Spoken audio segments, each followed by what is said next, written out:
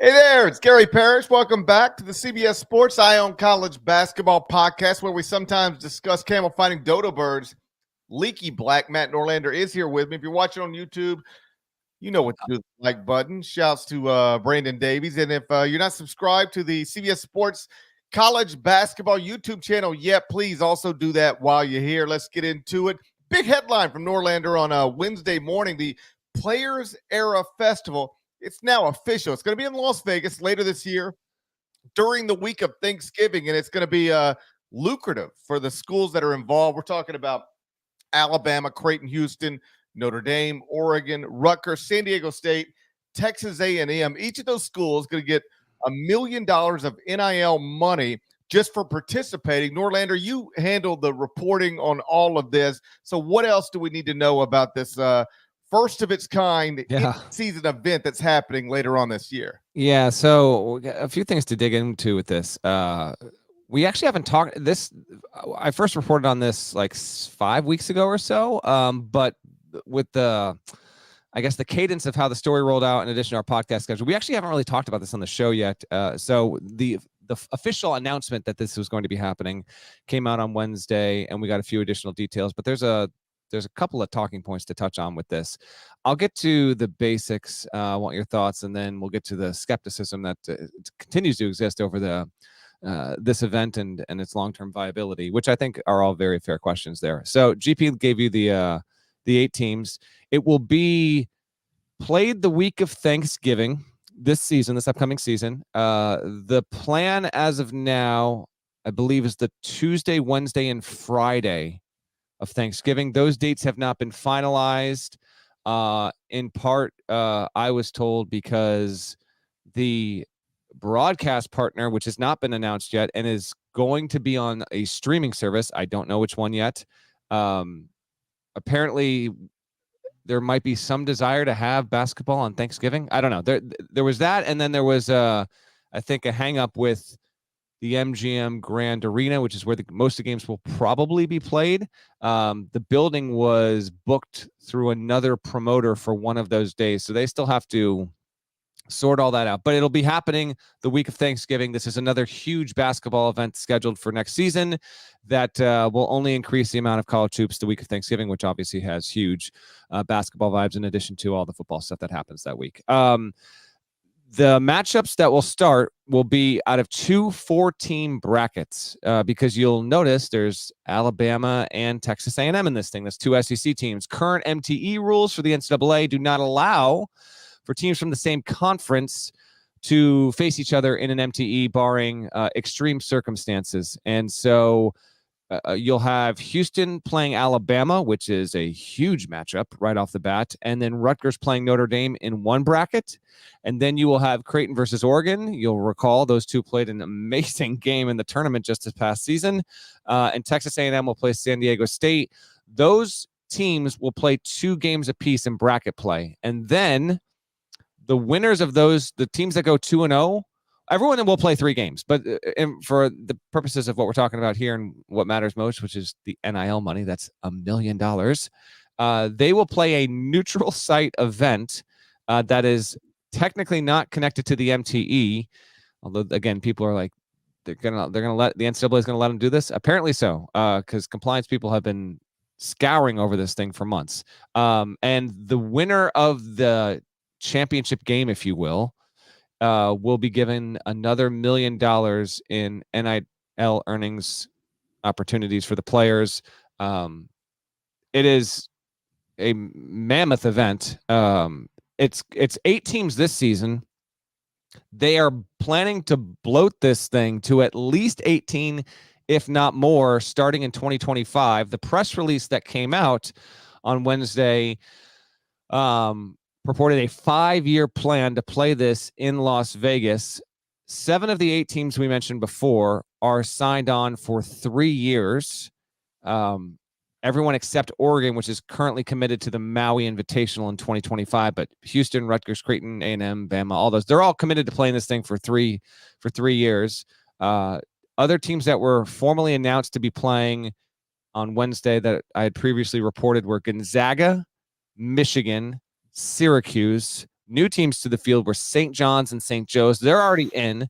Now, I think Duke is flirting with doing this, more than flirting. Kansas as well, and then Virginia. Those are teams that have been previously in discussions to maybe eventually join this. None of them have formally agreed. I would express doubt that you'd get all three of them moving forward. And then there are other programs behind the scene. I say other programs. The line for this thing is it's dozens deep, as you might imagine there. So it's a huge event, first of its kind. It's got to clear quite a few barriers just to be NCAA compliant when it comes to this. Like, the players are going to have to do certain things to meet the obligations to earn that money through NIL. So it's not, hey, you show up and play and then we pay you. You still, that many of the rules in the NCAA have frayed, if not disintegrated. That has not been one. So there will be things that are tied to this event that the players will be mandated to do. There's even more, but I've given you kind of the basic details on it. What are your thoughts on the event, its viability, its intrigue? Will there be copycats? And we haven't really talked about it at all, but it is, I'll tell you this, GP, it has been a disruptor in the space, and understandably so, because you are taking a lot of big time programs and putting them into an event that until this year never existed. And so by nature of that, you are impacting the way the sport is scheduled through the first month of the season in substantial ways. First, I'd say to all the players, do whatever you want to do. Don't do anything you don't want to do. If the NCAA has a problem, just sue them. You'll win. It is easy. All right. If the NCAA says something, just sue them, and you'll probably win. So do whatever you want to do. Obviously, this is new. It's interesting. It's easy to understand why schools would want to be involved in this. It's like $1 million injection into your NIL collective, for lack of a better term. But from the second this has first been reported, people read it and they go, okay, interesting. But how is this financially viable for the event organizers? Now, personally, I don't really care because I'm not an event organizer, so I don't care who's making money or who isn't. But from your reporting, when somebody says, how is this going to be a moneymaker for the people who are supposed to be trying to make money off of this thing, what's your understanding of how this is going to work? Right. So this is the major question in college athletics right now. Even yesterday, when the story kind of got new life because it was officially announced, there are many people around college athletics that are downright cynical that this thing will actually go off as it is being promoted. There is allegedly, private equity money in a hedge fund named Redbird IMI, which is under a wing of Redbird Capital, that is worth billions of dollars. And Jeff Zucker, the former head of CNN, runs Redbird IMI. So I guess the baseline level assumption is that this will be funded in part by that, because think about it. You got to pay all these schools $1 million. And there'll be another $1 million for the champion. And you talk to anyone in the event space that does this stuff, and the idea that you would even be able to profit more than $1.5 million off of this is incredible. So between the gate that you'll get, right, the tickets, which these are decent matchups, it's a solid field, but it's Grand Garden Arena, I don't think is gonna sell out every single day of this thing. And even if it did, you wouldn't clear enough money to pay all these schools back. So between that and any kind of sponsorships or ad revenue, if the games are on a streaming service, the financial model there is different.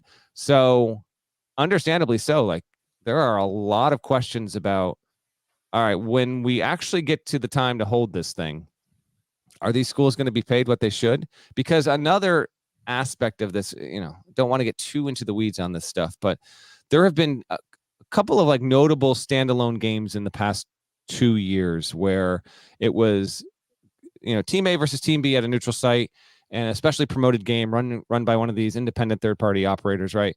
And most of the time those games are they're well attended, but they're well organized, they're well run, the teams get paid. Oftentimes, like the Gonzaga Duke game a few years ago that was in Vegas, I think both teams got paid like $400,000, $450,000 to play in that. Now, it didn't go straight to NIL, but the teams got paid to do it.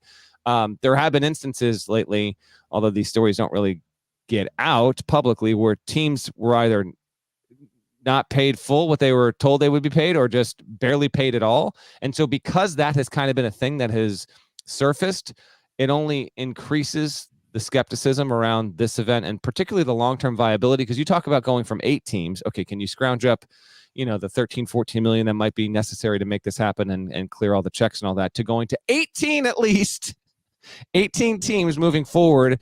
Who is funding this? People are not, generally speaking, in the business of just giving away millions of dollars without the promise of having a return on investment there. So it is a major part of this story. And the fact that we have gotten to mid-June, they made the announcement, but we don't have, what they stopped short of was the dates. I'm told the MGM Grand Arena is where they're going to play the games, but that technically hasn't been announced. And there might be a little bit of T-Mobile in there with that. And the broadcast partner, whichever one it might be, whatever streaming service it might be, that is still giving people a lot of pause over this. But these teams are on it.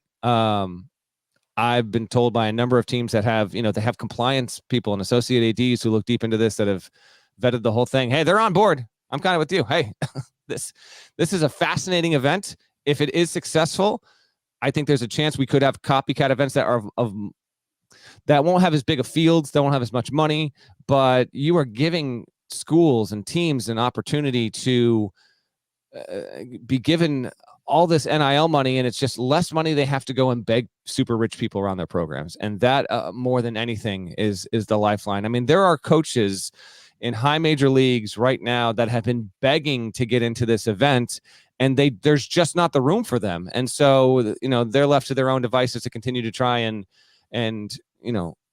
raise as much money as they can. And I'm talking like coaches in like the SEC and the Big Ten, like the two conferences that are standing to be the richest in the years to come.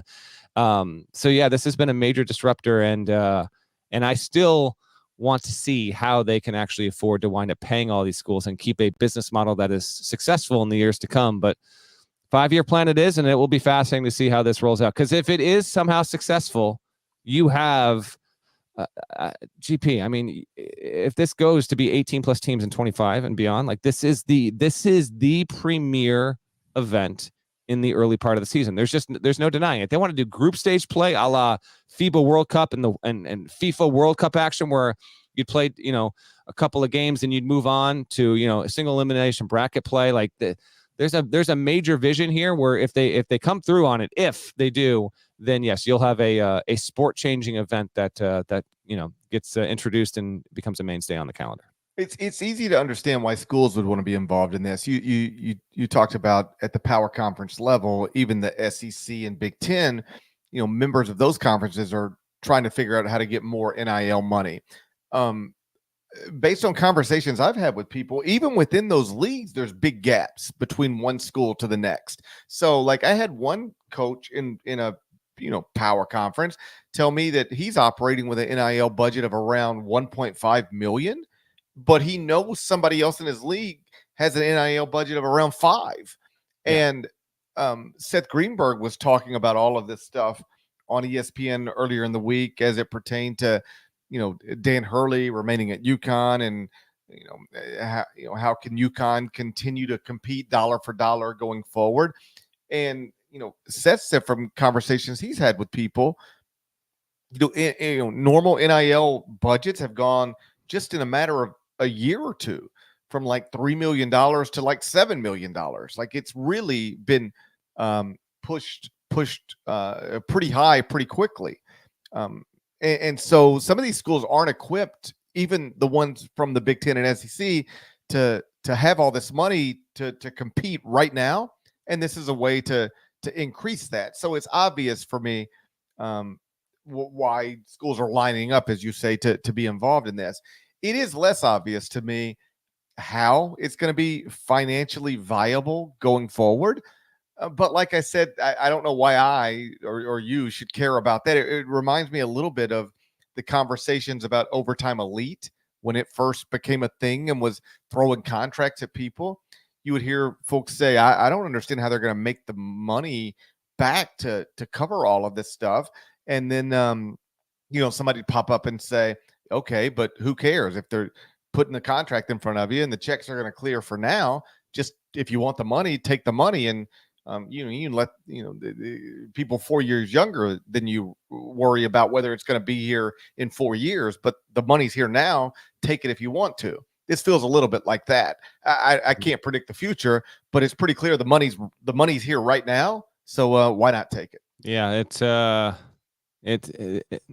it'll be interesting to see if this thing can continue to go on, be planned without a hitch. There's still a few more bars to clear, and my understanding is some of the other big schools that are hoping and waiting to get in 25 and beyond, understandably so, they're going to wait until, and to be clear, like your Gonzagas, your Michigans, like they haven't signed, as I understand it, they haven't signed these like binding contracts that don't allow them to get out. Obviously, the event has to prove itself to be solvent and to be in existence for more than 1 year. But it's a biggie for sure, and it's captured the intrigue of a lot of people behind the scenes in college basketball, and so now we wait for the next steps to be cleared. But if it goes off without a hitch, man, that is that's a big time one. But if and when it gets played, just as a heads up, barring something changing in the 11th hour, I'm almost positive this will be only viewable on a streaming service that is yet to be determined.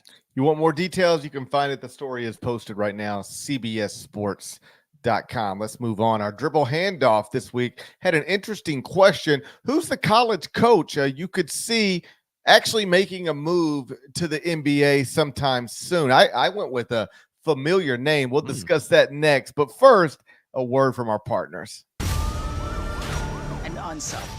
A seasoned one. And he's leaving a calling card. How do we find a ghost? I have a plan.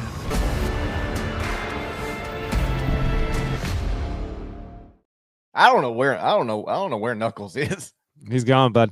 I ain't seen Knuckles. He's gone. I ain't seen Actually, Knuckles. It was the show that again, if you're not watching on YouTube, you don't really know what we're talking about. But when I did the pod with Cobb, we got a Knuckles mention in, and I think Nada said this was the last one. So I don't know what happened to Knuckles. I hope he's doing okay. So our dribble handoff this week, it had an interesting question. Who's the college coach that you could see make a move to the NBA sometime soon? I went with Dan Hurley. I'll explain it in a second. First, though, tell us who's the coach you went with. I think that's a squirrel. Well, knowing that Dan Hurley was an obvious one, and someone was going to pick it, I went with Tommy Lloyd at Arizona. Now, we did this dribble handoff 4 years ago, and at that point we had guys like Bill Self, Tony Bennett were on that list, who were not repeated here, and I think understandably so. But I went with Tommy Lloyd. It is an intriguing one. Who would be, now that Hurley has turned down the NBA, who would be maybe the candidate most likely to still give the NBA a shot? I think Hurley is at the top of the list, and he's got the shortest odds of any of them. This is not published as we speak, but it will publish later on Thursday. I'll give you our names across the board here with our staff, and then we can get our picks. GP's got Hurley. I took Tommy Lloyd. KB, Kyle Boone has Eric Musselman. David Cobb has Micah Shrewsbury, which is a sneaky good choice. And then Cameron Salerno took Nate Oates, which I also think is very possible. There's a number of candidates, guys that weren't mentioned, that I think it's not impossible. If they were to win big, you never know. I guess like Bill Self, never say never, right? Never say never with Bill Self. If Virginia got like really, really good again, and Tony, I don't know, it's a non-zero chance with Tony Bennett. I almost wonder if Sean Miller really, gets it going, does he maybe have a chance one day? I think there's a chance for that. By the way, Mike Hopkins just joined the Phoenix Suns staff earlier this week, former Washington coach. So he has taken a break from following Pearl Jam literally on its tour to join the Suns staff. I like Tommy Lloyd sticking out there in Arizona because he's got the temperament. As I wrote, similar to Hurley, he runs a pretty sophisticated and fun to watch offense there. He's also off to an awesome start in his career. No hasn't made a truly deep NCAA tournament run yet, but 88-20 at Arizona, a 1 or 2 seed all 3 seasons, set up to be top 25 again in year 4. And most importantly, whereas like Mark Few is not an answer to this question because Mark Few is too deep into his career, but Mark Few is an assistant on the USA basketball team that's going to go compete in the Olympics next month. Tommy Lloyd is in the USA basketball pipeline right now. He just coached the U18 USA basketball team to a championship. And the fact that he's 49, if he wants, there's at least if he wants, he's got 2 decades of head coaching ahead of him, right? And if obviously if he's good enough to validate that, which obviously looks to be the case, I could see Tommy Lloyd being a guy where if we look up in 2 years, 4 years, Arizona is continually a 1, 2, 3 seed. And particularly, I don't know if this is mandatory, GP, but I put it in my capsule. If he can get Arizona to a Final Four, and a national championship obviously helps, but like just even getting to a Final Four, I think being in USA basketball circles, the people you know, who you get to meet, the relationships you build, I think if Hurley is the shortest odds, I would actually put Tommy Lloyd number 2. Yeah, I think Dan's the obvious answer, but Tommy's a great answer. You could drop him into. This is just one of the ways I think about it. You could drop him into an NBA staff meeting right now, like this minute, and he'd fit in. He'd speak the language. He would not be overwhelmed by any aspect of it. I could easily see, I'm not trying to run him out of Arizona, but I could easily see him in the NBA someday. In the chat, somebody mentioned Kevin Young, BYU. Without a doubt. Obvious. That's a name that we didn't have on our list. He just got the BYU job, so yeah, but it's a good answer. It is a good answer because he has the NBA roots. Correct. Yes. You can just pop right back. Yes. But I went with Dan, and this is something we talked about earlier in the week, so I don't need to go over it too much again. But I know that he just picked UConn over the Lakers, and that has been interpreted by some as he just picked college basketball over the NBA. But I don't think this is that as much as he picked his current situation at UConn over what would have been his situation with the Lakers. In other words, his situation at UConn is an opportunity to become the first person since John Wooden to win 3 straight national championships in Division I men's basketball. He's got a preseason top 5 team. More than that, a team that is co-favorites right now with Kansas, according to FanDuel, to win the 2025 NCAA tournament. So that's like option A. Go do that. Or go coach a franchise. Yeah, it's the Lakers, and that's one way to say it. Another way to say it is a franchise that just finished 7th in the Western Conference with a best player who's about to turn 40 years old later this year, and who, by the way, could opt out of a contract, and he's not even there next season in your first season. And nobody other than Phil Jackson since Pat Riley has lasted more than 3 years as the head coach there. So you want to do this UConn thing as I just described it, or this Los Angeles thing as I just described it. And by the way, the Los Angeles thing requires you and your family to move 3,000 miles other side of the country away from everything you've known. As we got closer to decision time, it made total sense to me that he would pick the UConn thing over that Los Angeles thing. But as I pointed out in the dribble handoff, his circumstances aren't always going to be exactly this. Yep. Like, I don't think he's always going to be coming off of multiple national championships. I mean, he might. I'm not ruling it out. I'm not ruling anything out at this point. Maybe he never doesn't win the NCAA tournament again.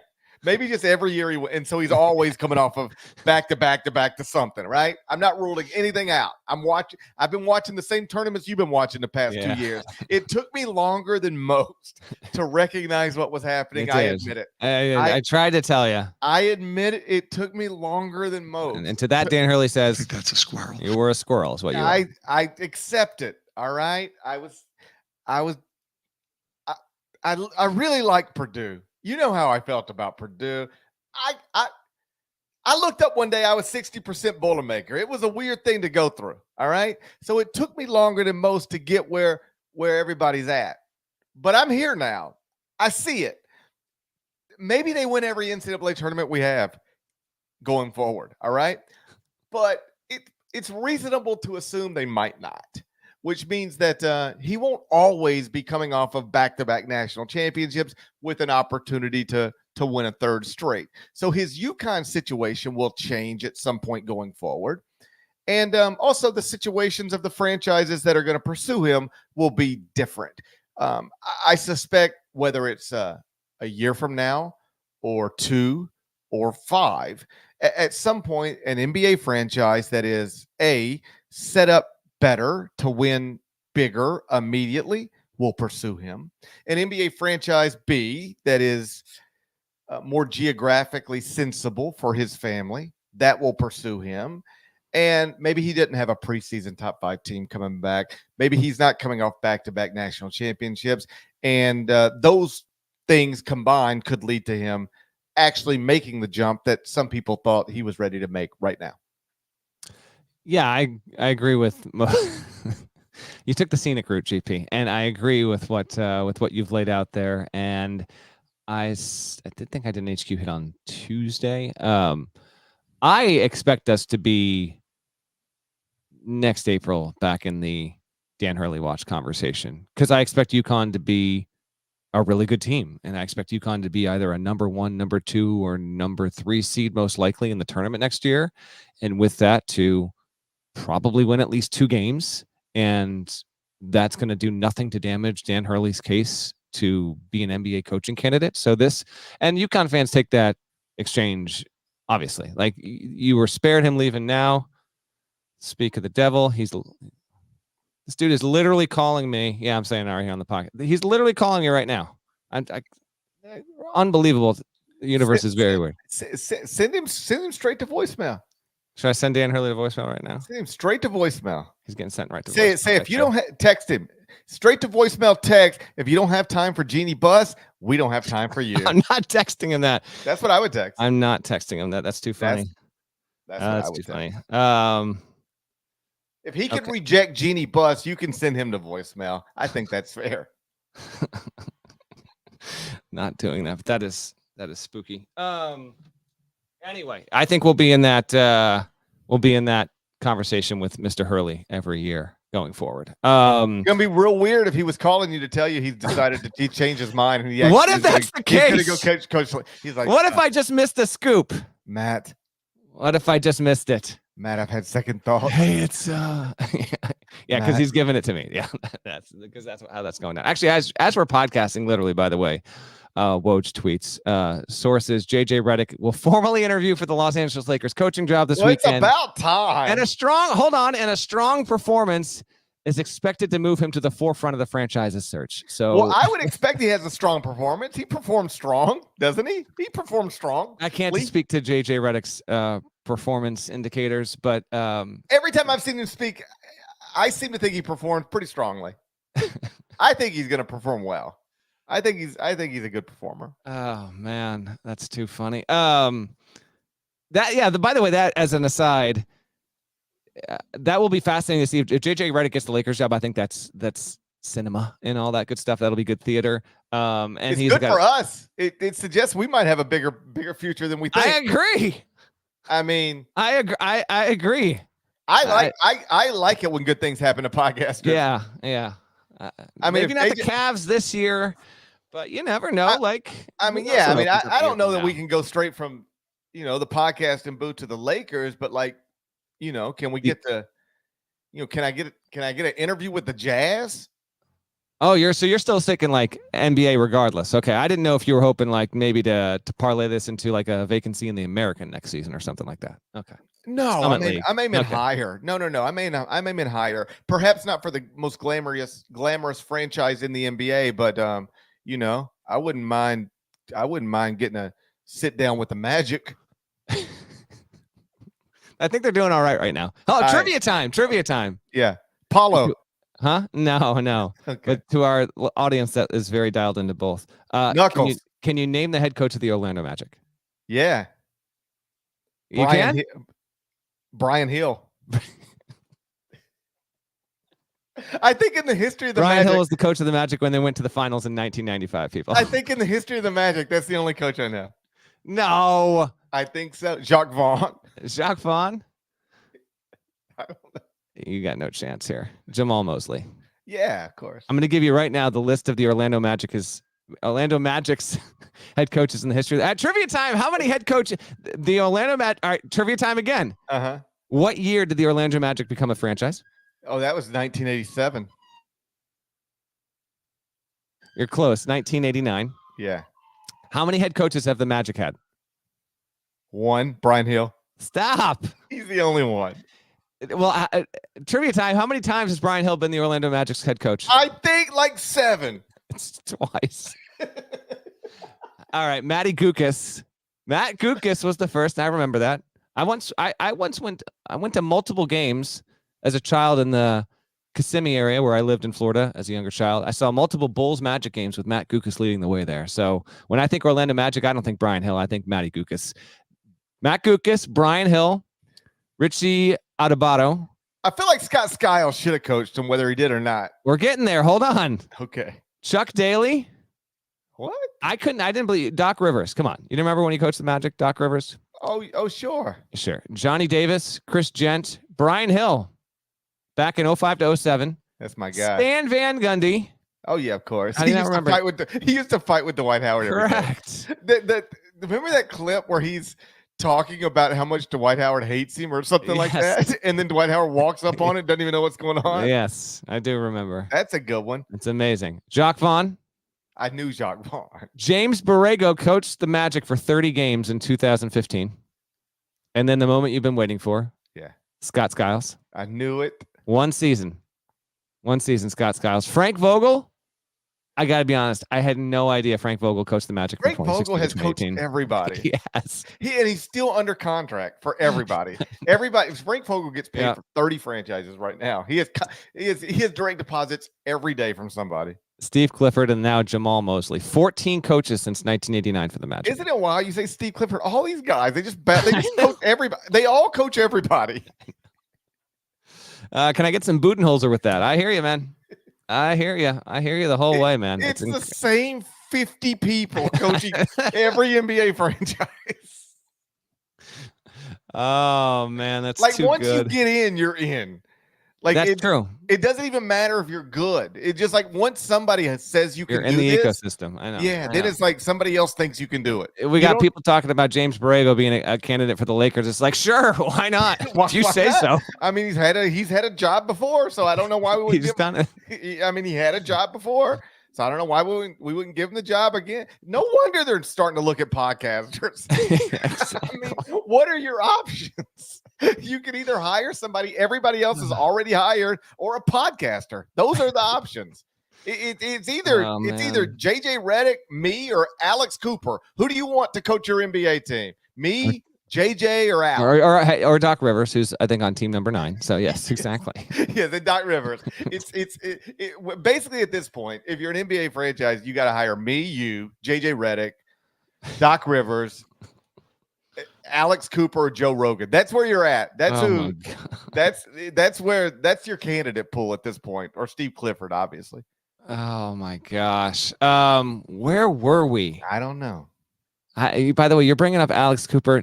Okay. I would at least give her an interview. There's no question. I mean, if I were running the Lakers, there's no scenario where I wouldn't want to talk to Alex Cooper about it.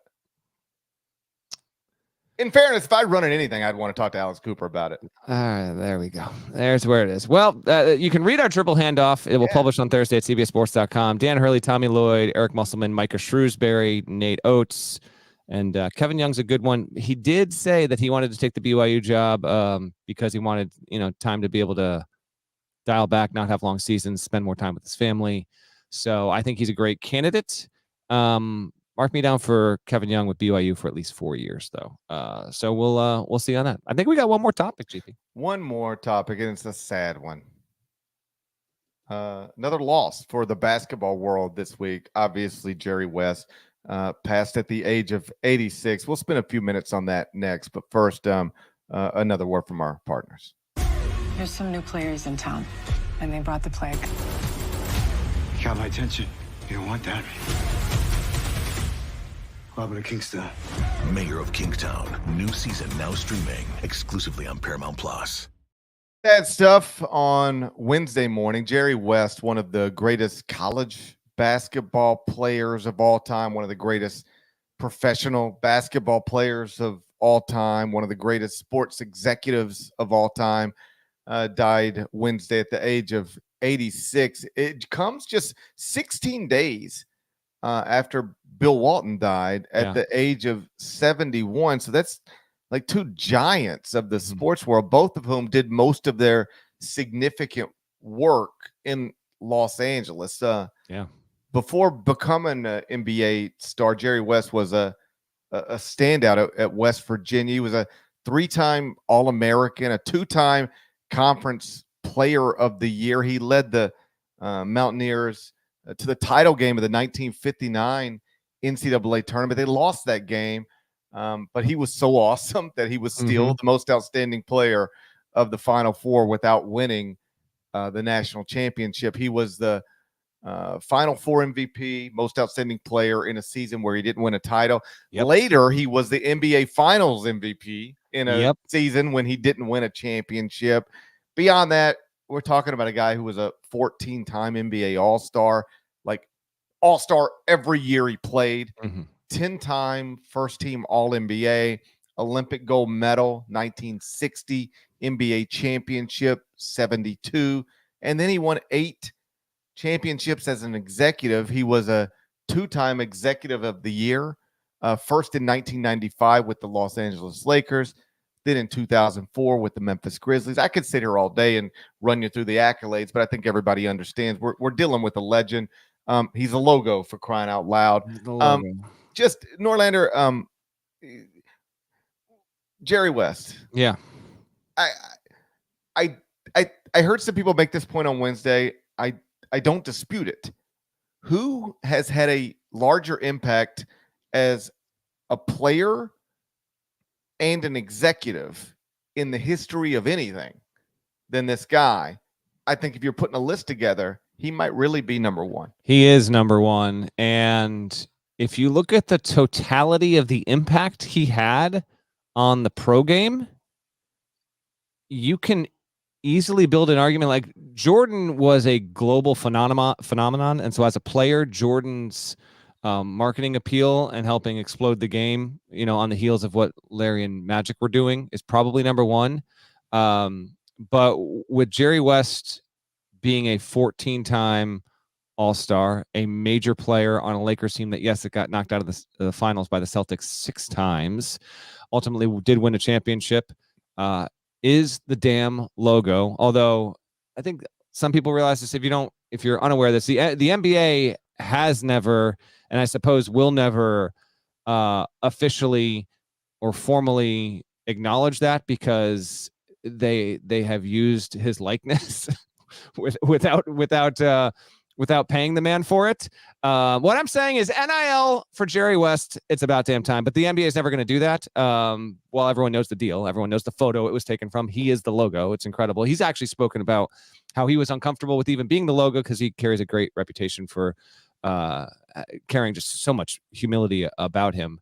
But yeah, with running all those Lakers teams. In fact, as you heard the stories, and there's so much great writing out there that I took in the past 16 hours or so. Only 2-time executive of the year. I was like, I feel like they did give him his due. Like this, if he was overseeing the Showtime Lakers, and I mean, like, to your point, it's crazy. He's only a 2-time. I agree. He's got all these amazing accolades. I was like, really? He only won it twice? It's like the we've talked about this before. Billy Donovan had 2 national championships before he ever had his first SEC Coach of the Year award. It's insane. It is insane. But the resume is it's absurd. We have 2 just giants of the game. I had mentioned on the pod I did with Cobb when I got in a few words on Bill Walton.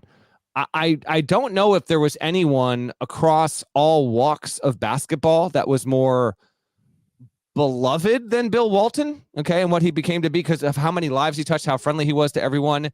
And I don't know if there was anyone that was more revered across the NBA. I mean, I'm not looking to put Jerry West over every single other person, but he was as revered as anyone, particularly because of his reputation as an executive and this ultra high competitor. There's also a weirdness, and Bill Plaschke wrote about this.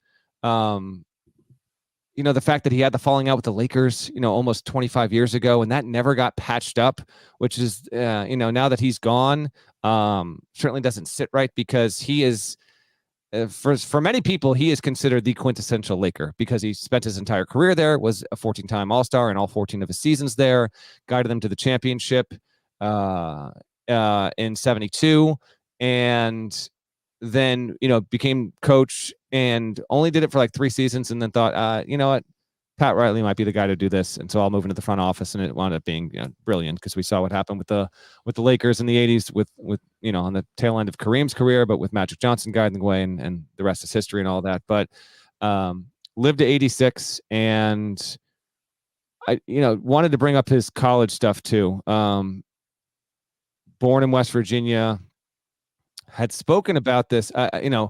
He did not have an easy life young. He lost a brother in the Korean War. His father was abusive. He had spoken publicly about this, where I believe the story he told on Dan Patrick some years ago was like he had a shotgun under his bed and was ready to kill his father. Like it was that bad. And when you really know the backstory of how he came up in West Virginia, and where he found passion, meaning, and shooting, the image of shooting on a hoop, on a little dirt patch, and if the ball didn't go in the rim, it was rolling down a hill, and he got sick of chasing it, and kind of developed his incredible shooting form. We're talking about, by the way, folks, we're talking about one of the 15 best players in the history of the NBA, just so we're clear on this. And his career it will never be duplicated. It can't be. Not just like the NBA success and then the executive success.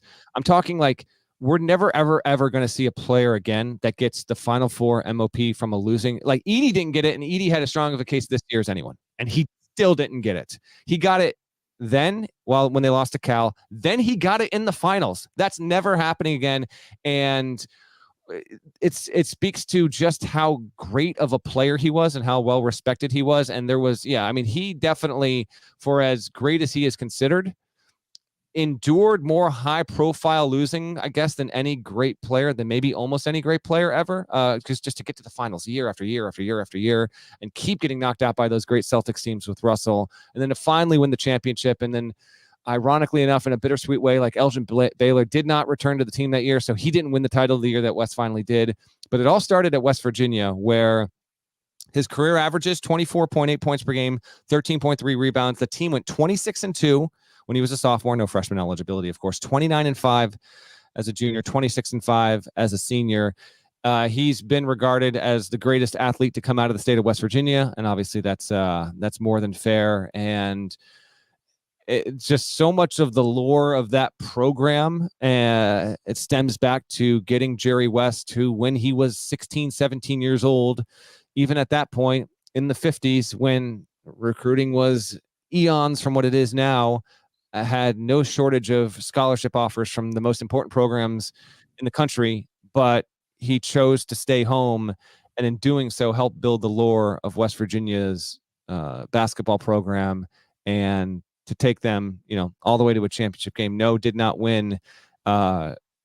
His greatness at West Virginia really helped alter the direction of the NBA as well, because it was his year that he left college, where he was the Lakers draft pick. And that was when they went from Minneapolis to Los Angeles, and with him kind of leading the way, the Lakers, the legend of the Lakers, really ascended. I mean, they were good with George Mikan in Minneapolis before that, obviously, but it really changed the direction of it. So that's why we say when he's got, such pronounced impact on basketball, you cannot overstate it. So, definitely a downer to lose him like this.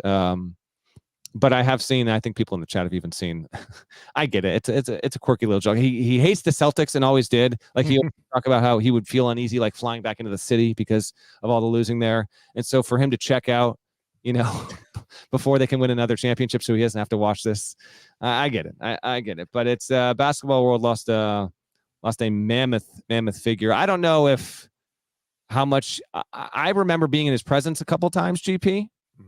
Final Fours or whatnot, and like he carried, like there was a presence about it. There's no doubt about it. I'd never said a word to Jerry West in my entire life, but I was in his presence, and you definitely felt it.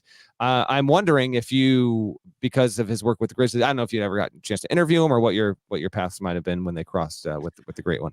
I was around him. I don't want to say often, but several times. He was here in Memphis from 2002 to 2007, so that predates me doing radio, and I was just a college basketball first beat writer, then report. So I didn't have any real reason to like be around him every day at that time, but I was around him some, and he did carry a presence. It's funny when the news broke, I had ESPN radio on, and I heard Mike Greenberg talking about him, and he was talking about Jerry West as this sort of larger than life figure, both figuratively and literally. And he was like, and just the way he shot the ball at his size, just you'd never seen somebody at that size shoot the ball like that. And he was talking to like one of his producers or somebody. He was like, "Hey, how tall was Jerry West?" And the guy was like, "Let me ask you, how tall was Jerry West? What do you think?" 6'2". He was 6'3", 6'3". but like my height. But like the way Greenberg was talking about it was like he was 6'7", something Okay. like. And he quickly was like, "Oh wow, I just had it wrong." He owned it. Sometimes your memories just aren't what they are, but he does seem bigger. He does seem bigger. He I does. sort of understood because like every time I've been around Jerry West, he like sort of it felt like he owned the room. He had a real presence about him. As soon as we get done here, I'm gonna go do another show, and I'm gonna walk into a building, and I'm gonna walk up to a floor, and the floor I'm gonna be on, in the studio I'm gonna be in, it is where Jerry West used to work every day. His office space is now my studio space. How about that? Okay. Like the door I walk into every day is the door he used to walk into every day. And you kicked Jerry West out of the studio. How about that? I didn't want to put it that way. You hate to hear it. I never wanted to put it that way, but a lot of attention has been paid to the end of Jerry West and the Lakers. What gets less attention is I moved him out of Memphis. That's right. I needed a studio. Kicked his ass off of Beale Street. I said, "Jerry, you got to get back to California. You don't belong here. You don't belong here. You don't belong here. You're not like us." I told Jerry West not like us. Okay. None of that's true. Yeah. He was a complicated guy. You can read those stories or watch the HBO series. He was a complicated guy, but undeniably gifted. And also like successful coach too. People forget about that part of it. Yeah. Before he was a successful executive, he was a successful coach. So incredible player, successful coach, all-time great executive. He checks all those boxes. And I will tell you in seriousness, Memphis is a city that is always like on the wrong side of everything. It feels like we just sit around here, and I know you might have been shocked when Mario Chalmers made that shot, but it was the most normal thing in the world for a Memphian to experience. Like we wait for that. Right. Yeah. And, it meant something in a real way when Jerry West moved to Memphis. Like we almost couldn't believe he's coming to live with us, be with us, and Jerry West. It almost made you feel proud. I know this might sound weird to outsiders, but I'm just telling you, it's a real thing here. You don't think people like Jerry West would ever come to be with you. You get in these fun conversations about LeBron and Bronny, and if he was really just trying to win a championship and he could be the missing piece and take his son, and every once in a while somebody'd be like, the Grizzlies would be a fit. They got a top 10 pick. And then immediately somebody else says, yeah, but he wouldn't move to Memphis. LeBron James wouldn't move to Memphis. And that's, I think, obviously true. Well, Jerry West moved to Memphis. The guy that ran the Showtime Lakers, that ran Shaq and Kobe, like he moved to Memphis. And he was the first person to ever build the Grizzlies into something that made the playoffs. He brought Hubie Brown here. Hubie Brown was the coach of the year in the same year that Jerry was the executive of the year. He just sort of he really made Memphians feel good to be from here, because it felt like somebody who could be anywhere in the world he wanted to be, whether it was true or not, but somebody who could be anywhere in the world he wanted to be. He decided to come here and spend 5 years of his life living amongst us and being one of us. And that mattered. That really meant something. He will always have a special place in Memphis because he came here, and people like him don't often do that. Elvis comes here because he's from Tupelo. But why did Jerry West end up here? He that's a real unique thing. Yeah, also won the Presidential Medal of Freedom and was one of the, I say relative few. I don't know how big this list would be, but Jerry West, and understandably so, was someone who really carried a ton of respect with Michael Jordan, who put out a statement there, and it's similar to how Jordan was molded mentally and competitively. West carried that a lot. So, yeah, rest in peace, Jerry West. That's a big loss, particularly with the backdrop of the finals here as well. But yeah, it's two huge figures. Walton, we lose way earlier than we would have anticipated, and that's still a stinger. West, just it landed with like, oh wow, okay, this is one of the formative people in the history of the sport, and yeah, he will certainly be missed. Before we get out of here, just a quick note, scheduling note. SEC ACC Challenge came out. The matchups did on Wednesday. I'm not going to give you every single one. The notable ones, I guess, they'll be Tuesday and Wednesday, December 3rd, December 4th. You'll recall the ACC Big Challenge is no more. So now with the ESPN holding the rights, it's SEC and ACC. Arkansas will play at Miami. Kentucky will play at Clemson. Syracuse will play at Tennessee on that December 3rd. Wake Forest at A&M maybe is the sneaky good one there. I'd keep an eye on that. The biggest ones are the Wednesday games. That is Bama at Carolina and Auburn at Duke, I'd say, are the two biggest. Virginia will also play at Florida. That one's got some decent potential. North Carolina State, coming off a Final Four, will host Texas. So the matchups are solid. I wouldn't say they're amazing, but given the combinations we have here, they're not bad. But yeah, I want to say normally Carolina and Duke get put on different days, but that is not the case. That's a mistake. I was going to ask you about that. They're hosting on the same night. That's a mistake. You should put them one on Tuesday, one on Wednesday, so that whatever national media comes in, you can catch both those games. That's a good point. Obviously, like one game's going to start at 7, the other one's going to start at 9:15, so they won't be playing at the same time. But yeah, normally they split those up. That didn't happen this year. But that finally came out there, and yeah, I mean, it's just a notable headline that landed. So I just at least wanted to give folks a heads up there as we get more and more into schedule building and games getting organized and finalized. We're getting there. Kind of to put a bow on and full circle what we talked about at the top.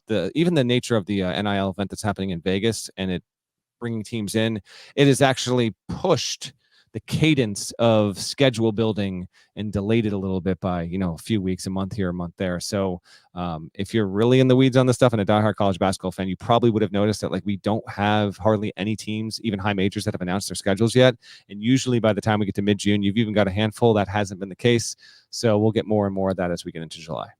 Let's get out of here. Shouts to Devin Downey, Chester, South Carolina. Shouts to Terry Teagle. He's a legend. Huck Larnell. Thank you guys once again for listening to and watching the Eye on College Basketball Podcast. If you're not subscribed, please go subscribe anywhere you subscribe to podcasts, Apple, Spotify. There's more of us than there are of them. Oh, before we get out. Okay. Bring it up, Nada. Did you see it? The connections today? I didn't see the connections today. So this is an uncompleted connections. Okay. Go ahead and read that top line. I'm You can't see it? No. Okay. Parrish can't read. I can read, just not stuff that small. You can't read, it's too small? I can read, I just need a better font. I go read it. He goes, I can't. I mean, I'm capable of reading. Buddy, you make the font big enough, I can read anything you got. But that I can't do anything with what you were dealing with here. Your face. I was like, go ahead and read for the people. He's like, I can't. the connections. Oh gosh. The connections for today, when the default squares that pop up, it says smash that like button. So we have people that found us. I'll take your word for it. It's smash that like button. By the way, yesterday's, I don't know if you did yesterday's, it was all movie titles. I've never done that in my life. I don't even know what you're talking about. We brought this up on the show. You've never done the connections is worth doing. To me, it's better than the Wordle. But regardless, yesterday was all movie titles. It was devilish. That's all I'll say. But today's, yes, the top 4. So shouts to whoever runs connections, because one of us and quite obviously a listener to the show. That's the only thing I can actually, let me see if I can shout out, because normally they say who assembles it. We'll get out of here, GP. I know you got to go get to the studio where you once kicked Jerry West out. The connections today. He didn't belong here. Yeah. Done by W.Y. at Weena Lou. Shouts to Weena Lou. Shouts Must be a listener. One of us. There we go. Shouts to Weena Lou. What do you think? One of us? Weena Lou? Definitely. Smash that like button without a doubt. I don't think there's any question. Shouts to Weena Lou. Shouts to reading, by the way. And shouts to reading, but you got to have a proper font. You pulled the ripcord on that. You're like, I can't do that. I mean, you can't be showing up with a 6 font asking somebody to read on the spot. That's crazy. You put something in 3 font and said, read this. You said, here's some Helvetica new 3 font. Knock it out. Like I've got Juan Soto's eyes. Oh, you acted like I had Juan Soto's eyes, like I was going to be able to read a 1 font Helvetica. No chance. No chance. We'll talk to you again real soon. Till then, take care.